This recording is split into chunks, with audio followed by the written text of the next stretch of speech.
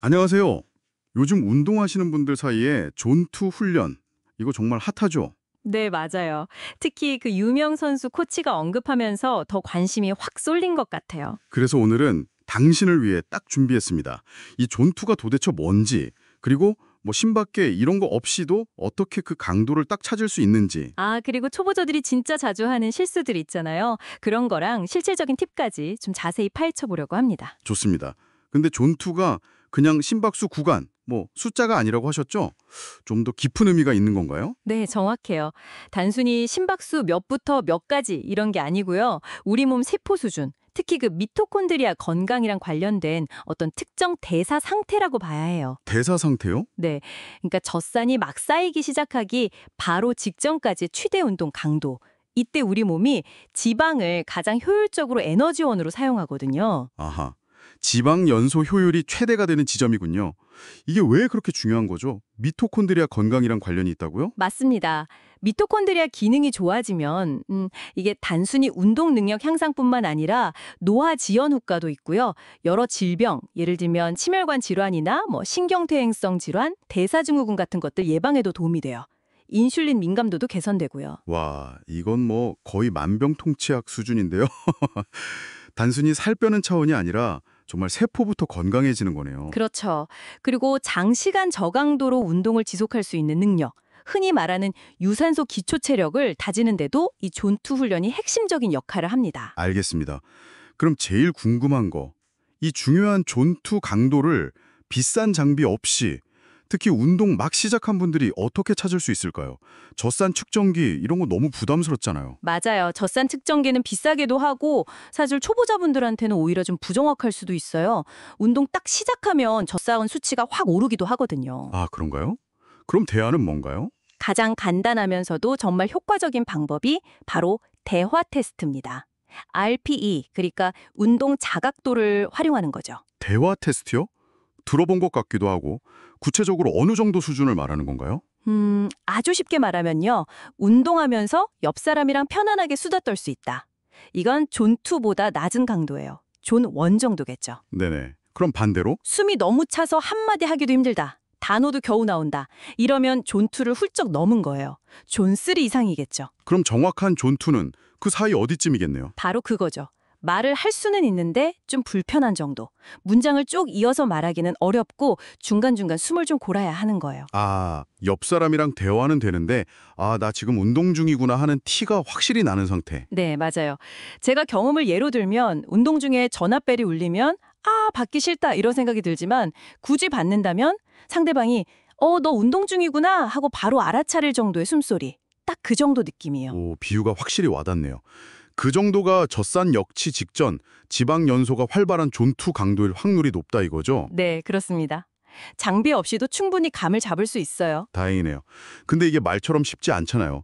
초보자분들이 막상 해보면 실수를 많이 할 것 같은데 어떤 걸 제일 조심해야 할까요? 첫 번째로 많이 하시는 실수가 그 손목형 스마트워치나 밴드에 나오는 심박수 숫자를 너무 맹신하는 거예요. 아, 저도 그거 쓰는데 왜죠? 정확하지 않나요? 편리하긴 한데 이게 움직임이나 땀, 착용 상태에 따라서 오차가 꽤 커요. 심할 때는 실제 심박수랑 막 40, 50 bpm까지도 차이가 날 수 있거든요. 헉, 40, 50이요? 그럼 완전 다른 존이잖아요. 그렇죠. 그래서 가슴 스트랩형이 훨씬 정확하긴 한데 그게 없다면 혹은 있더라도 결국엔 아까 말씀드린 대화 테스트로 내 몸의 느낌을 같이 확인하는 게 핵심입니다. 역시 내 몸의 감각이 중요하군요. 알겠습니다. 두 번째 실수는 뭔가요? 너무 힘들게 운동하는 거요. 특히 오르막길을 만나거나 날씨가 더울 때요. 아, 이거 완전 제 얘긴데요. 오르막 나오면 막 경쟁심 생기고 저도 모르게 힘 빡 주고 올라가거든요. 더워도 그냥 참고 하고요. 하하, 많은 분들이 그러시죠. 근데 오르막이나 더위는 심박수랑 운동 자각도를 확 높이는 요인이잖아요. 그럼 자기도 모르게 존 2를 훌쩍 넘어서서 존 3, 4 이렇게 가버리기 쉬워요. 그럼 효과가 떨어지겠네요. 그럼요. 존 2 훈련의 목적에서 벗어나는 거죠. 이럴 땐 정말 의식적으로 속도를 아주 많이 늦추거나 정 힘들면 그냥 걷는 게 현명해요. 자존심은 잠깐 내려놓으시고요. 자존심. 알겠습니다. 평지나 좀 시원한 아침 시간대를 활용하는 것도 방법이겠네요. 아주 좋은 방법이죠. 세 번째 실수는 일정한 강도를 유지하지 못하는 거예요. 아, 이것도 흔할 것 같아요. 힘들다고 확 늘어져서 존 1로 가거나 아니면 좀 괜찮아졌다고 갑자기 속도 내서 존 3 이상으로 넘어가거나. 네, 맞아요. 존2 훈련 효과는 그 강도를 꾸준히 유지할 때 제대로 나타나거든요. 특히 존 3 이상으로 강도가 올라가면 젖산이 쌓이기 시작하면서 지방 연소를 방해해요. 꾸준함이 중요하군요. 그렇죠. 그래서 사실 야외 환경은 언덕, 바람, 신호등 이런 변수가 많아서 강도 유지가 좀 어려울 수 있어요.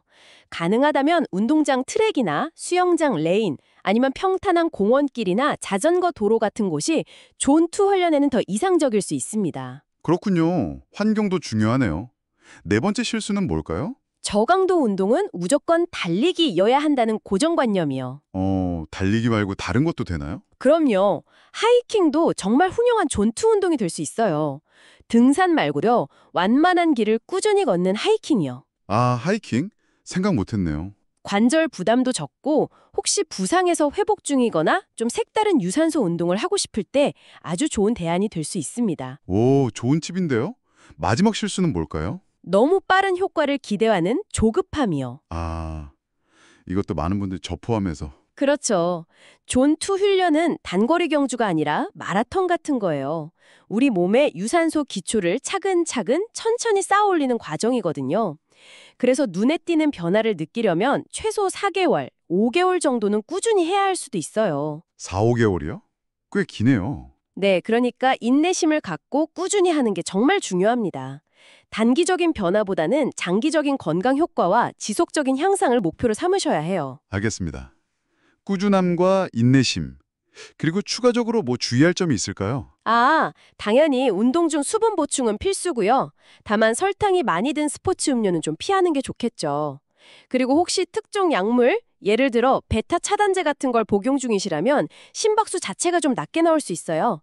그럴 땐 심박수 숫자보다는 대화 테스트에 더 의존하시는 게 좋습니다. 약물 복용 시에는 대화 테스트가 더 중요하군요. 또 운동 빈도는 주 3회에서 5회 정도를 권장하는데 초보자분들은 처음부터 무리하지 마시고 점진적으로 늘려가시면 되고요.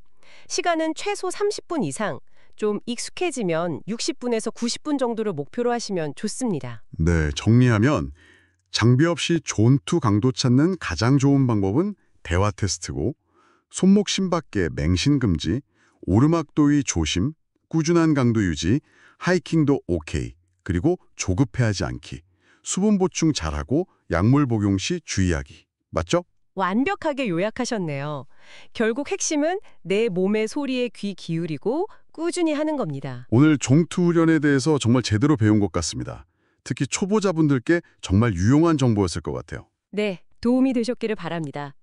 마지막으로 여러분이 한번 생각해 볼 만한 흥미로운 질문 하나 던져봐도 될까요? 오, 좋죠. 뭔가요? 우리가 보통 존투 훈련 이야기할 때 달리기나 사이클링처럼 주로 다리 근육을 많이 쓰잖아요. 이 다리 근육이 미토콘드리아 밀도가 높아서 대사 개선 효과가 크다고 알려져 있고요. 네, 그렇죠. 그런데 만약에 로잉머신처럼 주로 상체 근육을 사용하는 운동으로 대화 테스트 기준의 존투 상태를 만들었다면 어떨까요? 과연 하체 중심 운동과 비교했을 때 우리 몸 전체의 대사 개선 효과, 특히 지방 연소 능력 향상 효과가 동일할까요? 오, 생각해 본 적 없는데 흥미로운 질문인데요. 사용하는 근육 부위에 따라서 효과가 다를 수도 있다. 네, 근육 부위별 미토콘드리아 밀도 차이나 다른 생리학적 요인들이 어떤 다른 결과를 가져올 수 있을지 한 번쯤 고민해 보시는 것도 재밌을 겁니다.